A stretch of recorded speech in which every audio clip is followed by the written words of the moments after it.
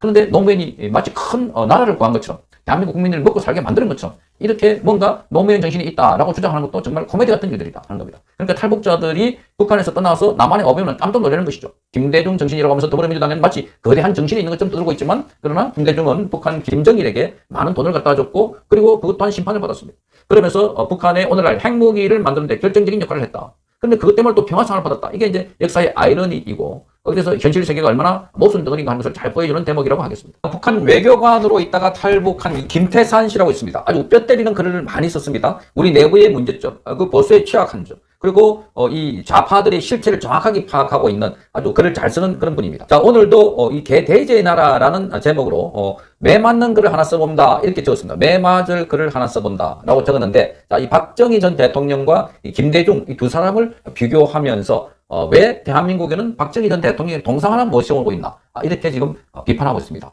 귀담아 들을 내용들이 많습니다. 이걸 소개해드리겠습니다. 나는 박정희라는 인물을 본 적도 없고 잘 모르는 북한 출신이다. 북한의 선전대로 박정희는 독재자이며 경제를 모르는 문맹자로만 알 뿐이었다. 그러나 김대중이라는 인간은 좀 안다. 왜냐하면 김대중이 북한에서 김정일과 손잡고 한 짓을 보았으니까. 또 김대중이 정치적 지지와 돈으로 다 망했던 김정일을 살려주는 것도 똑똑히 보았다. 또 김대중이 준 돈과 쌀로 북한의 군수 공장들을 돌리는 것도 보았고, 그래서 대한민국과 세계를 위협하는 핵폭탄 만드는 것도 보았다. 그런데 한국에 와서 보니 현실은 내가 알던 것과 완전히 정반대였다. 첫째로 박정희는 거지 나라였던 대한민국을 세계 10위권에 들게 만든 민족의 영웅이었고, 둘째로 김대중은 국가를 반대하여 일생을 모략과 대모질이나 선동하고 다닌 인물이었다. 민족에게 핵폭탄의 위험을 안겨준 인간이다. 나는 지금 두 눈으로 보고도 믿기지 않는 더러운 꼬라지들을 보고 있기 때문에 이 글을 쓴다. 첫째, 일생 대모질을 하고 그리고 북한 국민들을 영원히 김일성 가문의 노예로 살게 해준 김대중은 대한민국 넘버원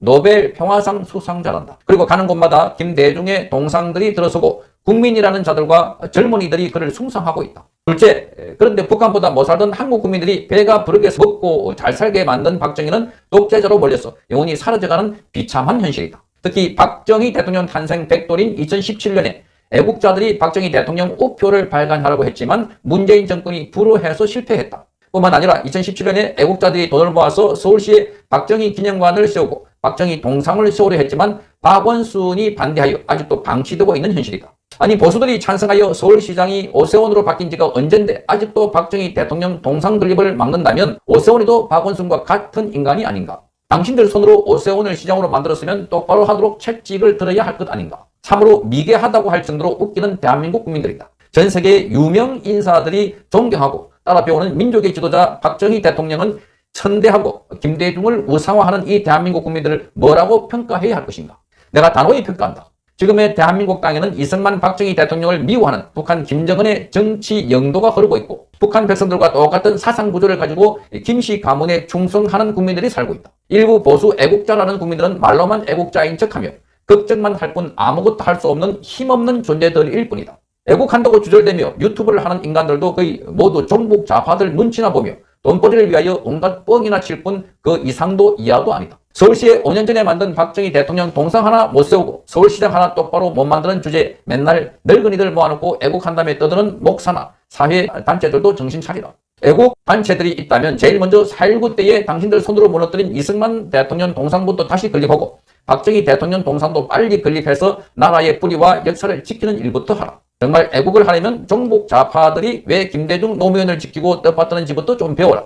자, 나라 안에 국민이 따라 배우고 지켜야 할 역사와 인물이 없다면 국민은 개, 돼지가 되는 겁니다. 정말 섬뜩할 정도로 실체를 잘 파악하고 있는 걸로 보입니다. 자, 이게 김대중과 박정희 이 두 사람을 비교해봐도 너무나 확연하게 대조가 되는 차이가 나는 인물이고, 그런데 이 김대중에 대한 이 뭔가 김대중 정신, 김대중 정신이라고 하면서 더불어민주당에는 마치 거대한 정신이 있는 것처럼 떠들고 있지만, 그러나 김대중은 북한 김정일에게 많은 돈을 갖다 줬고 그리고 그것 또한 심판을 받았습니다. 그러면서 북한의 오늘날 핵무기를 만드는 데 결정적인 역할을 했다. 그런데 그것 때문에 또 평화상을 받았다. 이게 이제 역사의 아이러니이고, 그래서 현실 세계가 얼마나 모순덩어리인가 하는 것을 잘 보여주는 대목이라고 하겠습니다. 그런데 이 박정희 대통령, 대한민국 국민들뿐만 아니라 전 세계적으로 이 박정희 대통령을 배우자 하는 사람들이 많습니다. 그럼에도 불구하고 지금 대한민국에는 박정희 대통령은 독재자로 몰려가지고 그야말로 국민들로부터 천대를 받고 있다는 것, 정말 가슴 아프고 그리고 놀라운 일들입니다. 어떻게 이런 일이 가능할까? 그러니까 오늘날 이 대한민국에는 주체 사상 또는 이 정부 이런 세력들이 우리 공간 안에 들어와서 깊숙하게